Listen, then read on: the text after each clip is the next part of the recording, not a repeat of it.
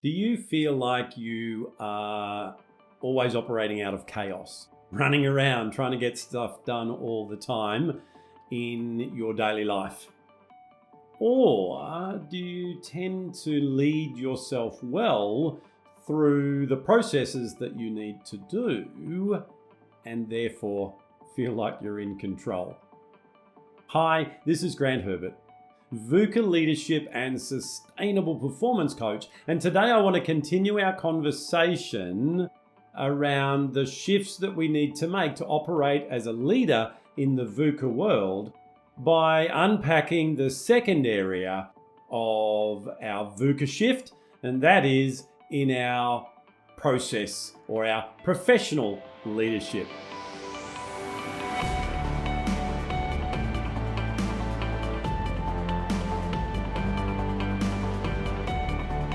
So last week we started the journey by talking about our personal leadership.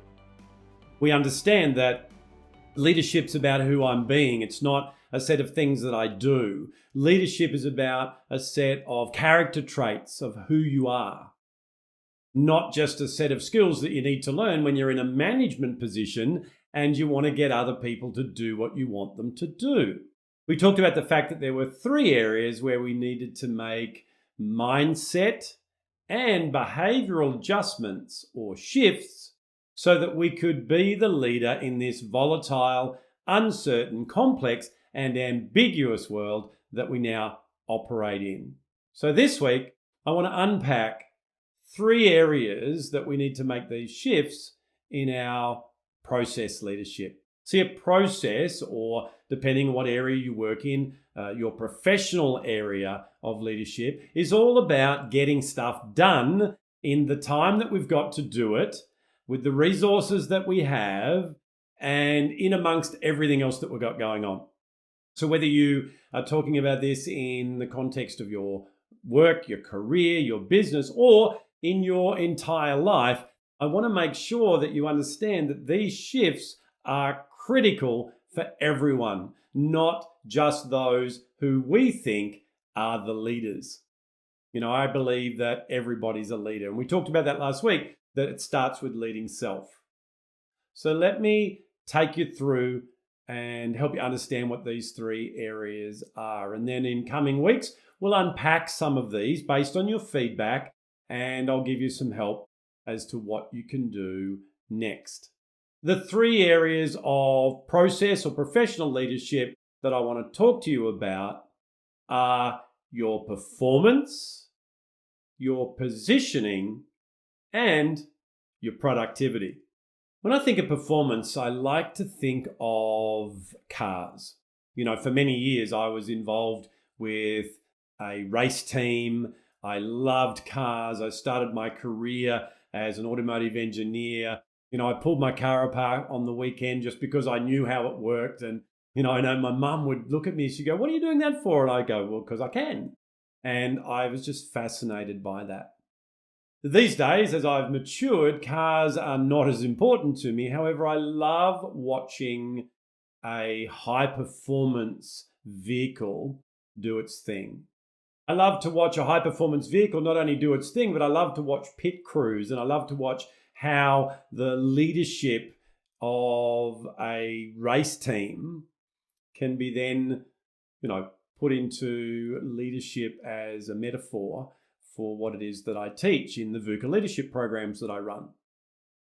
In performance, I love thinking about a car because it helps me to realize that just like a car, I need to have some certain things to make sure that I can perform at the highest level. The first thing is that I need to have a well put together car that's maintained well.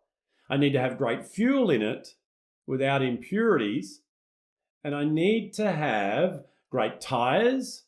I need to have a great pit crew who understand things that I don't need to about the car, and I go to when I need to get those sort of things fixed.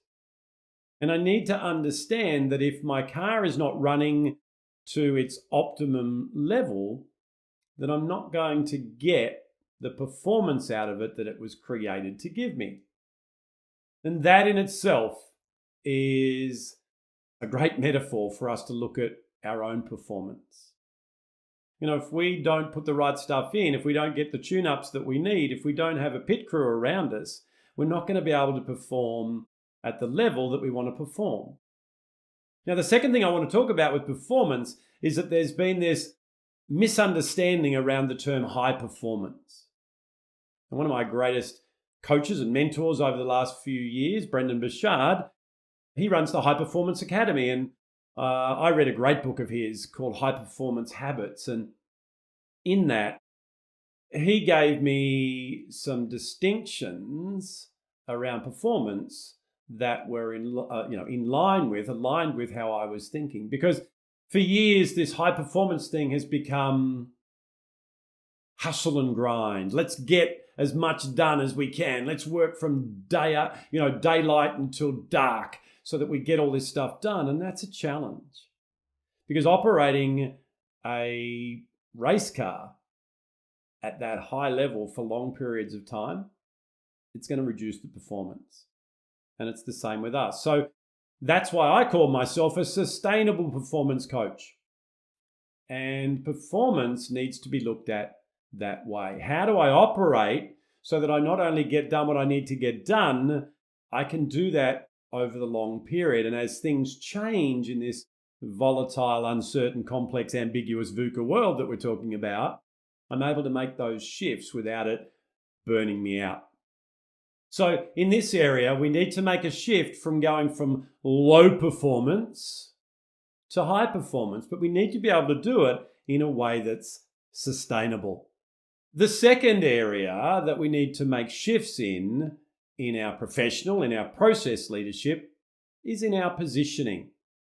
Now, what I'm talking about here is, as a leader, we need to place ourselves not always at the front, not always being the one that's got all the answers, that's doing everything, that's making all the decisions. We need to position ourselves so that we can allow others to come along on the journey with us, and position ourselves in a way that we're able to sustain that performance.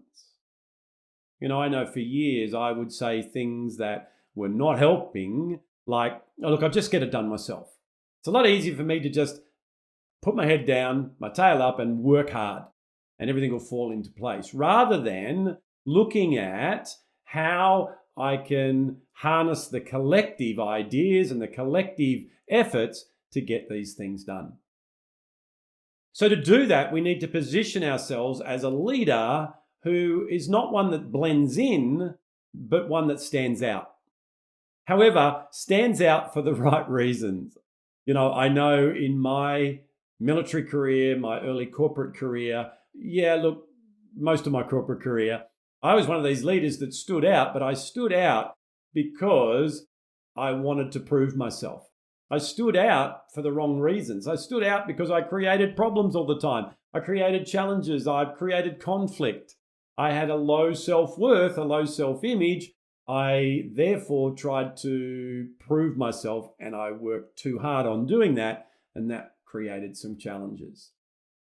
What I'm talking about here is standing out as someone who is someone I want to follow. Standing out as someone who is vulnerable, someone who knows they don't have all the answers, and they also value my input. So the second key area is positioning. The third area that we make our shifts in to operate in professional or process leadership in the VUCA world is in our productivity. Productivity is not a dirty word. It's not something that, only a few can get right. It's not about making lists, and it's not about all those things that we learnt last century that served us well then. It's about getting to a position of leveraged efficiency. If we can get more out of our race car without needing to invest more in it, if we're able to drive it in a way that our fuel is going to last longer, then we need to do less pit stops. Therefore, we do better times and we win the race. So productivity is all about going from being in chaos to getting back into control.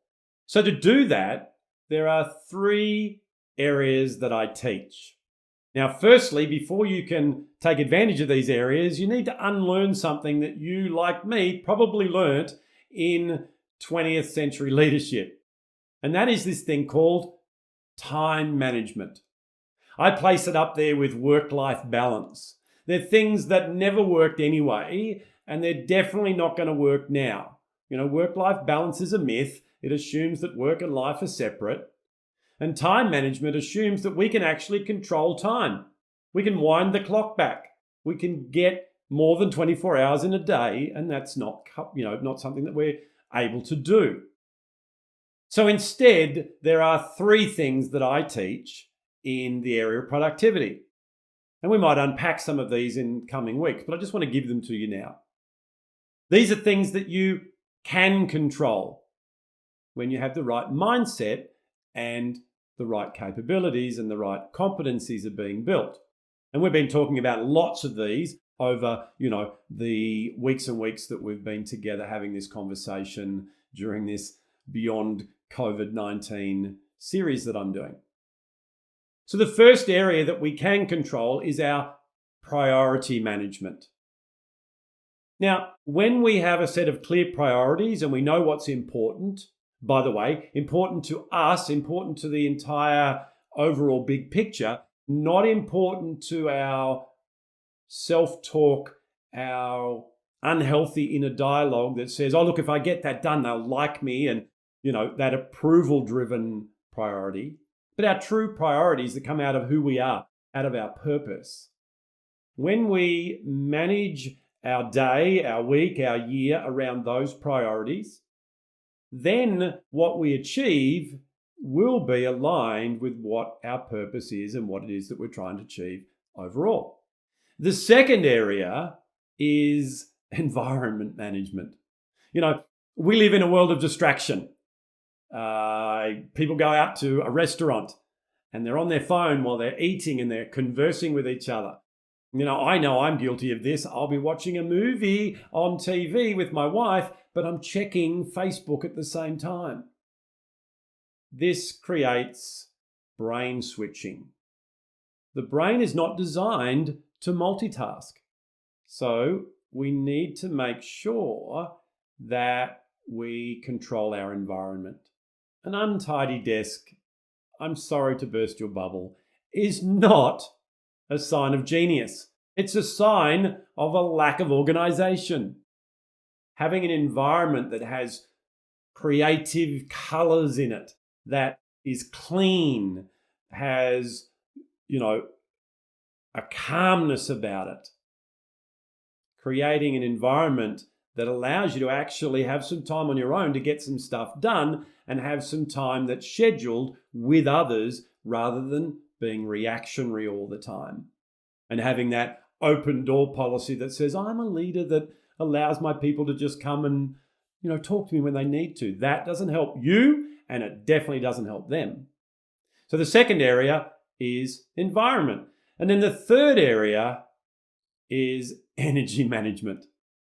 When we operate out of high performance in a sustainable way, when we look after our brain, our body, when we hydrate, when we get the sleep we need, all those things, when we are working on the true priorities in a way that keeps us congruent with who we are, when our environment is such that we can find things when we need to, we are not distracted, we actually end up having enough bandwidth, as I like to call it, enough energy to sustain ourselves and get the things done that we need to get done. We also are able to do it in a way that creates greater results in the individual tasks and projects that we're doing. So that's the 3 areas that I chunk down in when I'm working on productivity. And productivity, as I said, is not about just having lists and getting stuff done. It's about leveraged efficiency. So there are the three areas that we make shifts in our thinking and in our behavior to be the VUCA leader who can lead a process and operate and have capabilities in their professional area. Well, that's it from me for another week. Join me again next week when we unpack the third area of shift in our VUCA Shift program, and that is the area of people leadership. See, people leadership's not where it starts. We've now built a platform and you're ready to go to that next level. So join me again next week when we continue our conversation around VUCA leadership and how we can operate not just in COVID times, beyond COVID-19, in this volatile, uncertain, complex, and ambiguous world that we now operate in. I'll see you then.